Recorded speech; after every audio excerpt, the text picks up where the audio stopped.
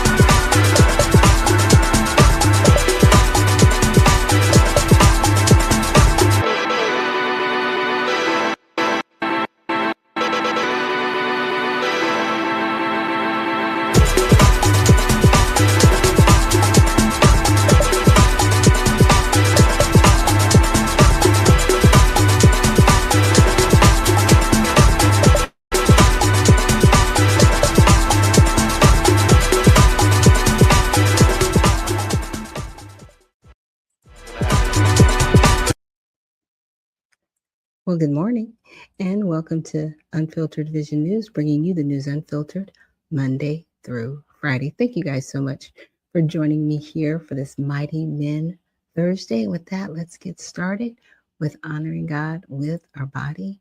So, God, please guard our mind and our thoughts. God, help me to fix my thoughts on what is true and honorable and right and pure and lovely and admirable. So I will think about things that are excellent and worthy of praise. God, please protect our ears and help us listen to your voice. God, help me to be quick to listen, slow to speak, and slow to become angry. God, please protect our eyes from sin's damage. God, I make a covenant with my eyes not to look lustfully. God, please speak life over our mouths. God, set a guard over my mouth. Lord, keep watch over the doors of my lips. God, please help our hands to serve generously. God, help me to do good to everyone, and especially to those who belong to our family in the faith. God, please protect our organs, our reproductive organs, and help us to honor you, God, with purity. God, help me to honor you with my body. And God, please protect our feet as we walk in your path. God, let your word be a lamp for my feet and a light on my path. And if it's the first time you are joining us this morning here on Unfiltered Vision News, that is something we definitely try to say daily, or maybe have a short prayer or introduction before we get started with the news for today. So with that, we're going to get on to looking at some of the topics on X. And I really wanted to take a look at my bookmarks, because I bookmark a lot of things and then sometimes I don't get back to them. And then when I'm just going through, I'm like, you know what? I need to bring this up. So I wanted to start with, I guess, were some things that happened in New York over the weekend, this past weekend. So this was posted July 11th. And it says, not a single word from Mayor Mondani on 4 recent church fires in New York. So here's one going, and then I guess these are pictures.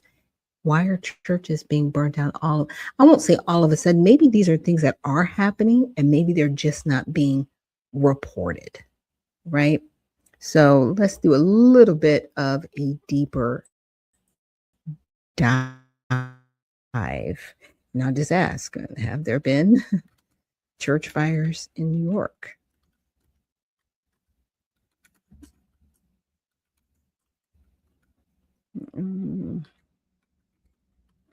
Gotta make it specific, right?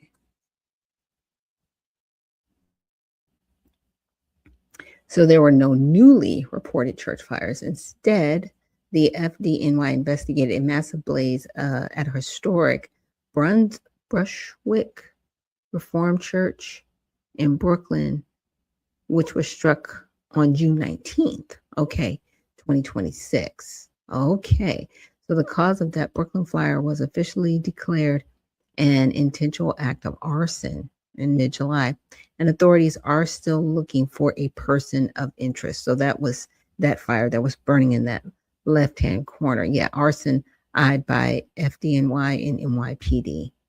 Yeah, just so sad that churches are still under attack. And then I guess July 13th, yesterday, fire that destroyed the Brooklyn church to be investigated. So the same building, just the aftermath. And so we definitely need to keep them in our prayers. I'm glad that, to my knowledge, no one was injured. But that's interesting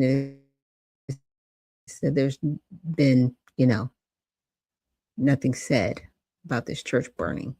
Very sad. So let's definitely keep them in our prayers.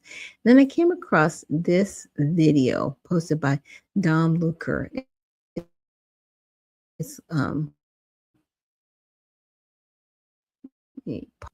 but apparently is being praised for his approach with this young man who was getting emotional during training. Fatigue makes us cowards. Interesting. So let's check this out.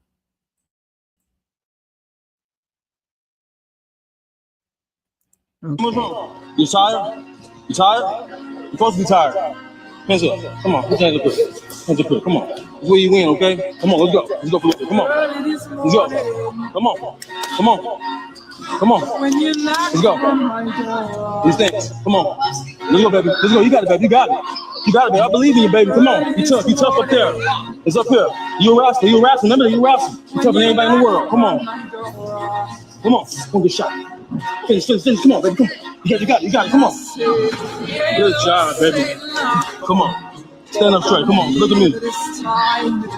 Toughest man in the world. Come on. That's where you win in here, okay? You can't quit in here, you understand? You quit here, you quit in life. You quit in life, okay?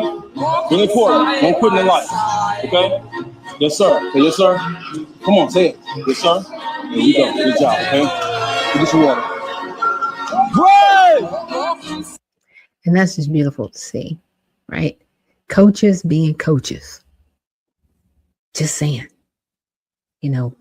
I remember growing up playing basketball and volleyball, and sometimes your coach just have to pull you aside because you just get tired and get down on yourself, and they have to give you those pep talks to, get your mind back focused. And then the next one I wanted to see, I came across this one. It's not that it's not funny.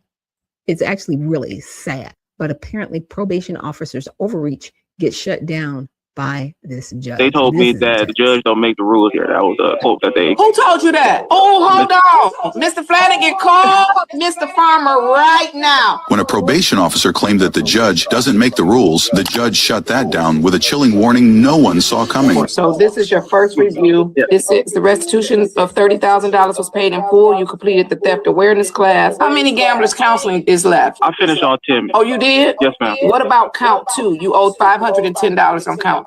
That's the only thing that I haven't included, Your Honor. Okay, all right. Ms. Bryant, I'm still expected to check in regularly and do the normal probation process. I'm going to interrupt you, Mr. Lee. You're on a non-reporting probation anyway. So if they've had you reporting monthly, you didn't have to do that. I said that originally, but they told me that the judge don't make the rules here. That was a quote that they... Who told you that? Oh, hold on. Mr. Flanagan, call Mr. Farmer right now. I like you, Mr. Lee. You didn't even mean to tell on them, but you did. Yeah, I didn't. It's Miss Bryson. She's no longer there anymore. That was the former probation officer that well, I had. let me make sure they have a meeting with probation while you on here. Then I'll go do the drug screen as well.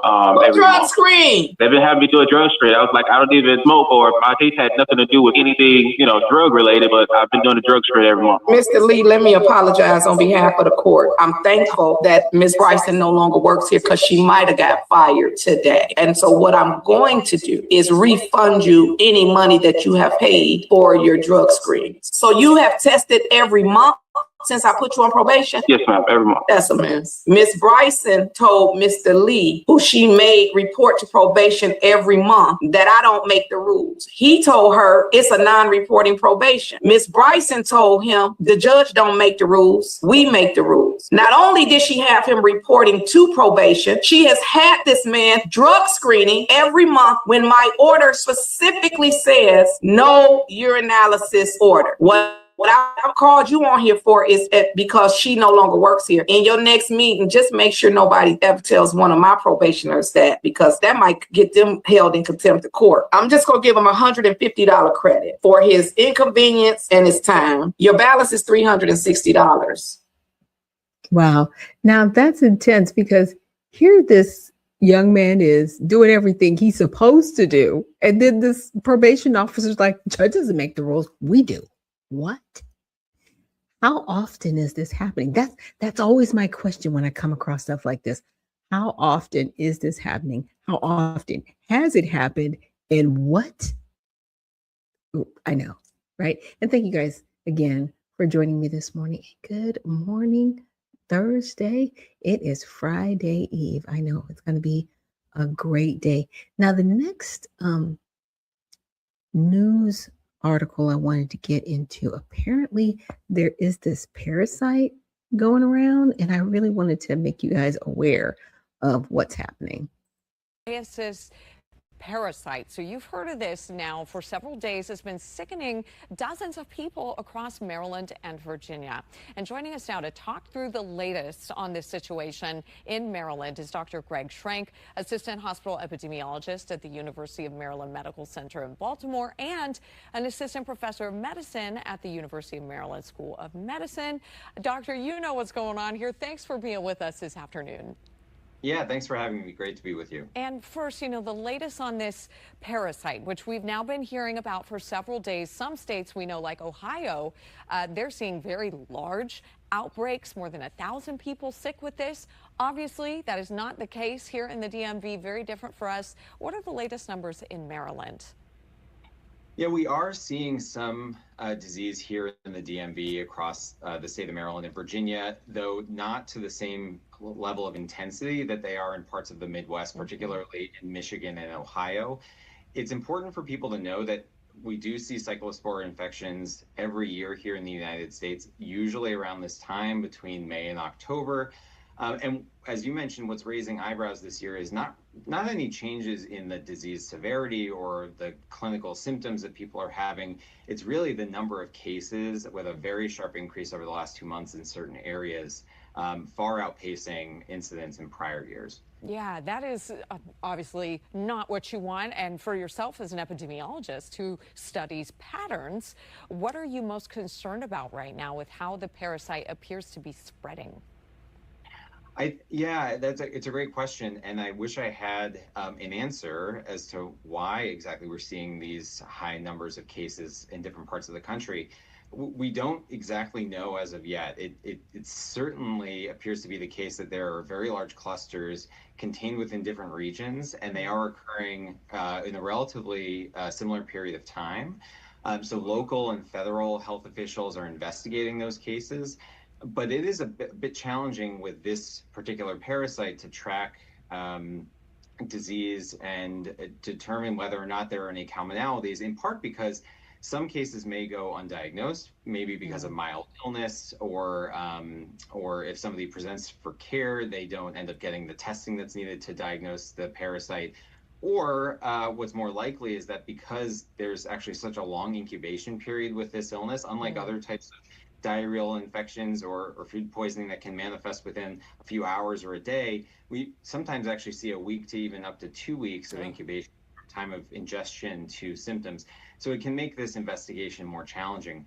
Though what we know is the most common source of ingestion and the way that people get this infection is by consuming contaminated raw produce, fruits and vegetables, or contaminated water. And lastly, we've got about 30 seconds, doctor, but just how do we protect ourselves? Yeah, because that ingestion or an exposure and infection occurs as a result of eating raw fruits and vegetables, the primary way that you can protect yourself, first of all, is by thoroughly washing any raw produce that you plan to eat. That's just a matter of rinsing it under water, but giving it a nice thorough rinse. If you're eating something that has a more firm skin, like a melon, you can scrub the outside of it while you're washing it as well.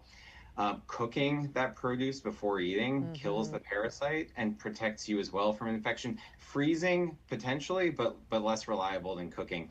And then of course washing your hands thoroughly before eating and then after using the bathroom as well to protect yourself. But really washing your produce is the most important step that people can take if they're going to be eating raw fruits and vegetables. Easy, important steps. Dr. Greg Schrank with the University of Maryland Medical Center. Great info there. Thanks so much for taking the time to be with us.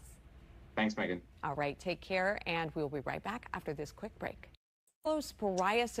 And the interesting thing about this is the simple fact that it's not airborne because it's a parasite.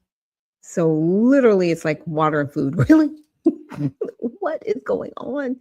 It's just so, this is exhausting. So apparently cyclospora, yeah, there we go. Cataninus is a microscopic single-celled parasite that causes an intestinal infection called cyclopsoriasis. It's spread through food and water contaminated with the parasite's hardy egg-like stage, right? Most often via fresh produce like cilantro, basils, raspberries, snow peas, or bagged salads. So cook food to 158 degrees or higher when possible will kill the parasite.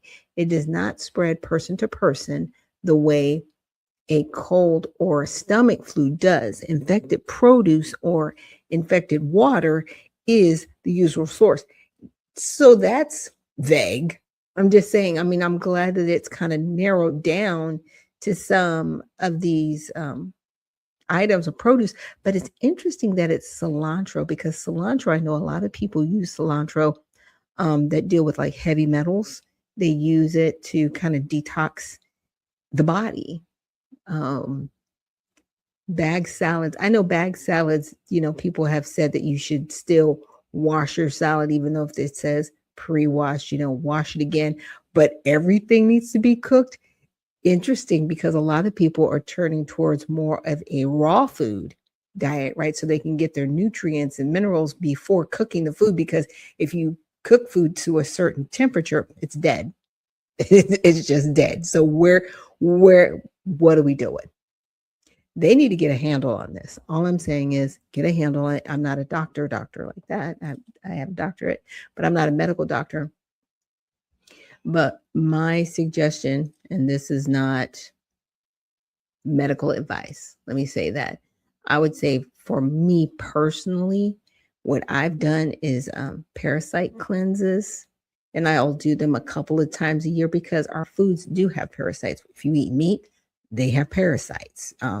Any type of meat, chicken, fish, beef, any type of meat, right? And especially if you're doing like sushi and or sashimi, raw foods like that, you definitely need to have a parasite cleanse regimen.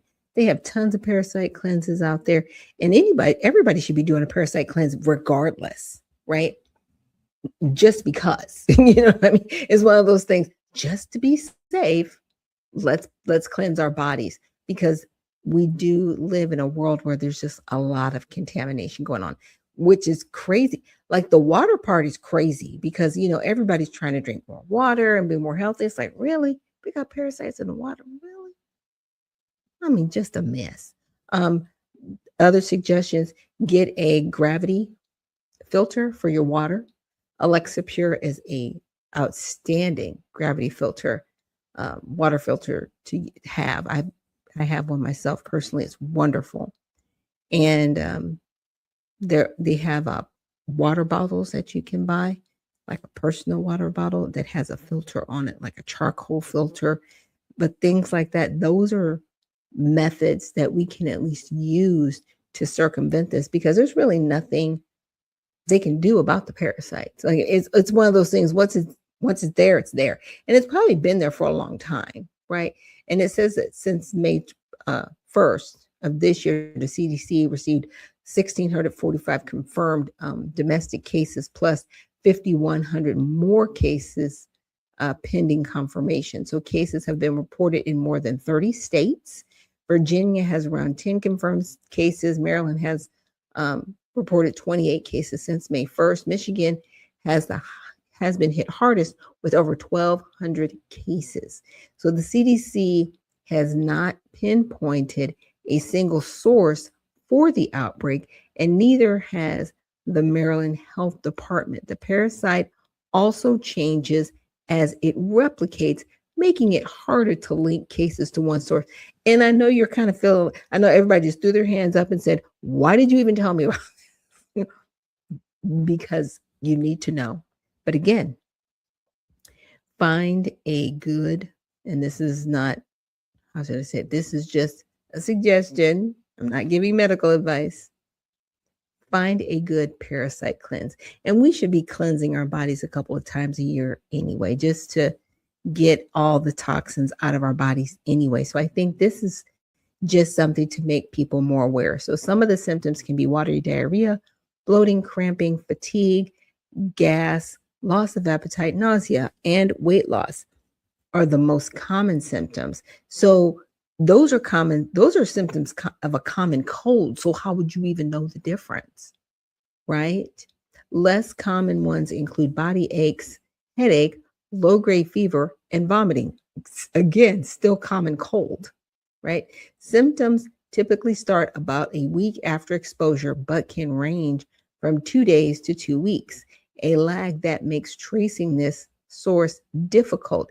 It also has an unusual relapsing pattern.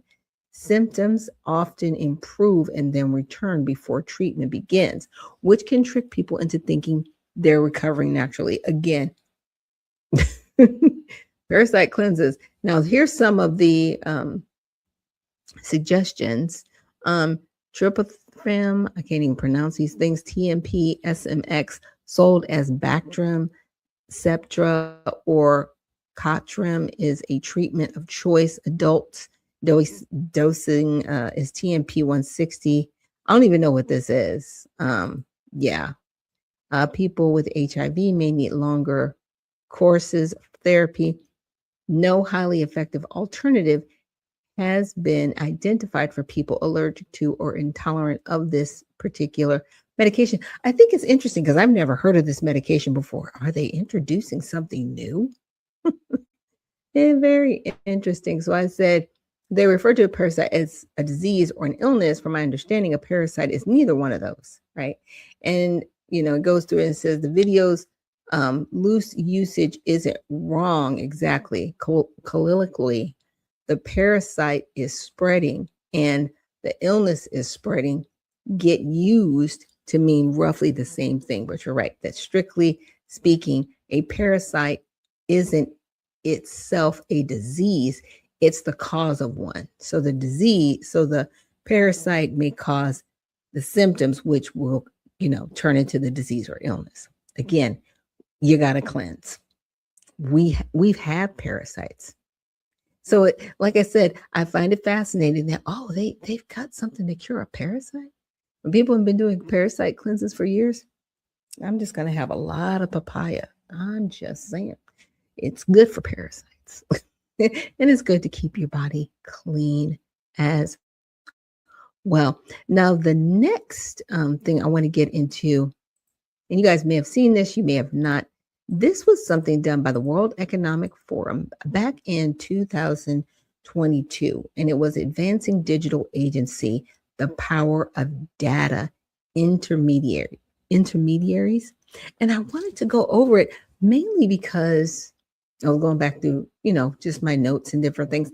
And data is really big right now. Everybody's talking about data, and even I saw a commercial for, what was it? Your bank account, linking your bank account to Experian, and how that's going to boost your credit score. We talked about that a couple of months ago, how they're really using that to backdoor people so they can watch your movements, so they can find out how you're spending money, where you're spending money, and what you're spending on money on, and probably even why. Why do you need all of this information and data? Right? So so some of the things that they talked about in this meeting in 2022 was the challenge, human technology interaction, and the data value chain. We are the value. Our data is the value, so that they can reach out to us, or, make commercials to where we want to go out and buy things. I used to work for a behavioral targeted marketing agency. Let me say that again. It was a behavioral targeted marketing agency. And that was back in 2017. So almost 10 years ago. Yeah. So this has been happening for a long time. It's not anything really new. So they talked about the trust gap in data sharing, data intermediaries, data value chains, exploring data value chains, sorry. The opportunity, trustworthy human-centric data intermediaries, data intermediary organizational models, the policy environment, human-centric and fiduciary duty, right? Moving towards trusted digital agency. Is anybody trusting anything right now? And we have digital agencies. Again, this was just 4 years ago that they were, looking at how to implement all of this, but we're already here. So to look back to see how they had, forecasted, basically. So the role of digital identity in support human agency, automated decision making. Yeah.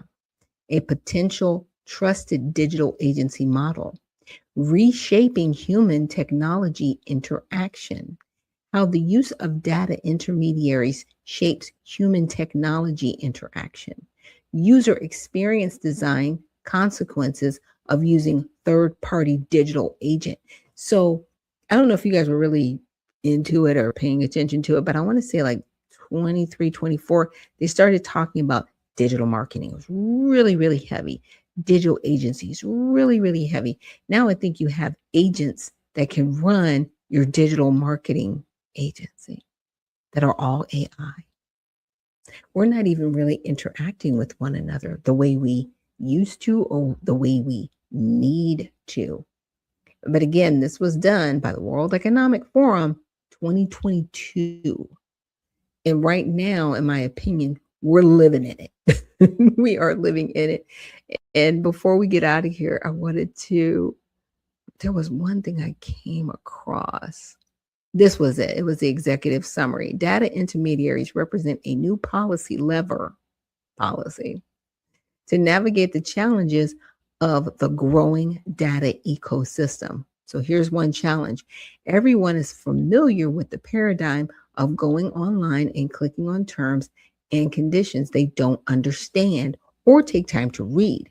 No one knows nor follows what happens to their data. This status quo creates a reliance on companies to be responsible, but can lead to mistrust in the data ecosystem as a whole. Further, mistrust between people and technology becomes amplified the more complex the data ecosystem becomes over time, where once people had screens to navigate new ambient data collections methods with their many benefits create nervousness and resignation. When people don't have the full picture, in some cases, individuals may opt out of interacting with technologies that would be of huge benefit to their lives. But what if it were possible to outsource these decision points to a trusted agent acting on an individual's or even a group's behalf? None of that sounds right. So I don't trust you, so I'm just going to outsource my trust? What? No. But it's this stuff.